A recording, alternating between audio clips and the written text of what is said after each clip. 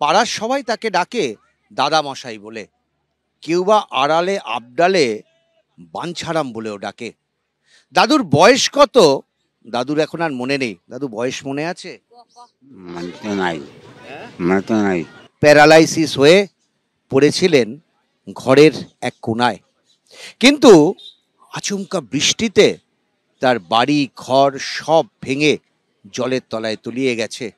তারপর থেকে এই গাছের নিচে একটা পাটাতন তৈরি করে সেখানেই তার আশ্রয়। তিনি আর তার বৃদ্ধা স্ত্রী দুজনের এখন এটাই সংসার। বাড়িটা ওই যে ভাঙা বাড়িটা উঠে আছে না, পাকা বাড়িটা উঠেছিল, এই যে বাসতলত পাকা ভাঙা বাড়িটা না, ওদি তোমার যাওয়া আইসা করছেন উঠেটাই বছরে বছরে কিন্তু বানা উঠে আমার মন গুছান গাছান করছি। তারপরে তো ডুবেই যাচ্ছি আমরা।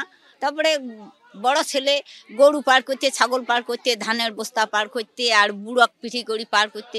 বুড়ো কিন্তু ঘামা ওই যে ছোট থাকি যেমন পালিত করি ওঠাই বাচ্চা লাগ, অমন করি বুড়ক পালিত করি ওঠাছি। এখন এখানেই আপনাদের দিন কাটছে? এখানে এনে দিন কাটেছি, কোটে দিন কাটি মুতে এইখানে এনে দিন কাটেছি বাবা, আর কোটে যামু। কদিন এই গাছের তলায় এরকম একটা ছোট্ট কাপড় বিছিয়ে তার দিন কাটবে? কিভাবে তিনি তার বাড়িতে ফিরবেন এখনো এর কোনো উত্তর নেই।